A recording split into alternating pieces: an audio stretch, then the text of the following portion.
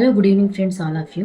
ముఖ్య విషయం ఏంటంటే, ఈ మధ్యన ప్రతి సెక్టార్లో పనులు చేయడానికి లంచం అనేది విరివిగా ఇస్తున్నారు, తీసుకుంటున్నారు.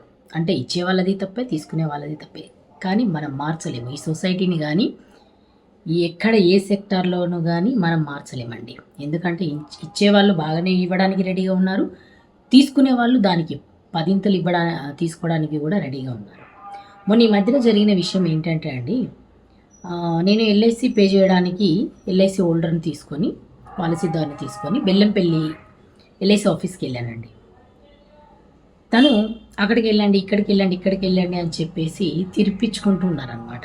ఎల్ఐసిలో బ్రాంచ్ అనేది ఏం లేదండి. ప్రతి బ్రాంచీలో వర్క్ చేస్తారు, కానీ అది బుర్ర ఉండాలి, ఫస్ట్ మనసు ఉండాలి. ఇంకో ముఖ్య విషయం ఏంటంటే అండి, నేను అక్కడికి వెళ్ళాను, తిప్పించారు, చాలా చేశారు. తిరిగి మీకేమీ తెలియదు అన్నారు. ఓకే, నాకు తెలియకపోవచ్చు. మరి మీరు అక్కడ సీట్లో కూర్చున్నారు కదా, జీతాలు తీసుకుంటున్నారు కదా, ప్రజల డబ్బుతోనే కదా జీతాలు తీసుకుంటున్నారు. మీరు వర్క్ చేయాలి కదా. ఒకవేళ నాకు తెలియదండి, ఆమెకు తెలియదు, మేము దిద్దగలం అనుకుందాం. మరి మీరేంటి, మీరు చేయాలి కదా వర్క్. ఆ బ్రాంచ్ కాదండి, ఈ బ్రాంచ్లో ఉండదండి, ల్యాబ్స్ అయిపోతే ప్రతి దాంట్లో ఫోర్స్లోకి తీసుకురావచ్చు. మీకు తెలియదు అన్నప్పుడు మీరు ఆ సీట్లో ఉండడం ఎందుకు? నిజంగా చెప్తున్నానండి, బద్ధకంగా తయారయ్యారు అసలు మనుషులు. పనులు చేయడానికి బద్ధకంగా, డబ్బులు అనేటివి లోపలికి వెళ్తే తప్ప, జేబు లోపలికి వెళ్తే తప్ప పని చేయలేని పొజిషన్లో ఉన్నారు ప్రతి సెక్టార్లో ఉన్న వాళ్ళు. ఎందుకంటే నేను చాలా సెక్టార్లో వర్క్ చేశాను కాబట్టి చెప్తున్నాను మీకు. అది మార్చుకోండి, ఆ వ్యక్తిత్వం అనేది మార్చుకోండి. సరే, ఎవరికి తెలియదు చెప్పండి. బెల్లంపల్లి ఎల్ఐసి ఆఫీస్లో మీరు సీసీ ఫుటేజ్ కూడా వెరిఫికేషన్ చేసుకోండి. మీరు చూడండి, ఎంత బాధాకరమైన విషయం అండి. నేను అదే బ్రాంచ్, సరే చైతన్యపురి బ్రాంచ్ అనుకుందాం, హైదరాబాద్ చైతన్యపురి బ్రాంచే. జస్ట్ 5 మినిట్స్లో వర్క్ అయిపోయింది. ఎందుకు 5 మినిట్స్ కూడా అవ్వలేదండి.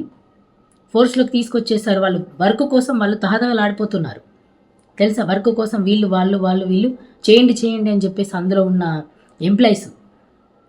ప్రజల కోసం పనిచేయండి బాస్, ఎందుకలాగా?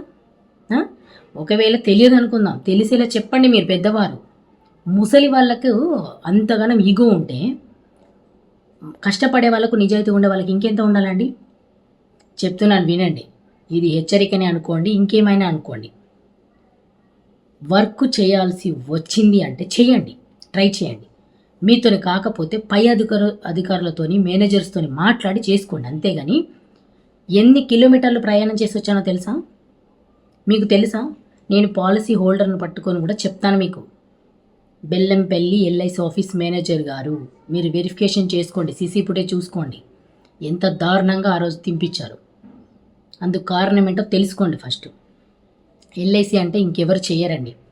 ప్రజల్లో అవగాహన కోల్పోవద్దు. అసలు ఏంటిది అనేసి ఇంతేంటి అనేసి వచ్చారనుకోండి, ఎవరి పాలసీలు చేయరు. మీరు వెళ్ళి బ్యాగులు పట్టుకొని వెళ్ళి పాలసీ తీసుకునేటప్పుడు ఎంత ఈజీ ప్రాసెస్ చెప్తారండి మీరు. అసలు అవసరం లేదండి, పర్సన్ అవసరం లేదండి, ఆధార్ ఉంటే సరిపోద్దండి అని చెప్తారు. ఆ ఉత్సాహము ప్రతిదానికి ఉండనివ్వండి. బుర్రకి పని చెప్పండి, మనసుకు పని చెప్పండి, ఈగోకి కాదు పని చెప్పేది. ఓకేనా? మన జేబుల్లో డబ్బులు పడుతున్నాయి. అవి ఎవరి డబ్బులు? ప్రజల డబ్బులు. గుర్తుపెట్టుకోండి. క్వశ్చన్ ప్రతి ఒక్కరు చేయొచ్చు. మీరు వెరిఫికేషన్ చేసుకున్న తర్వాత డీటెయిల్స్ కావాలంటే నేను పంపిస్తాను. ఓకేనా?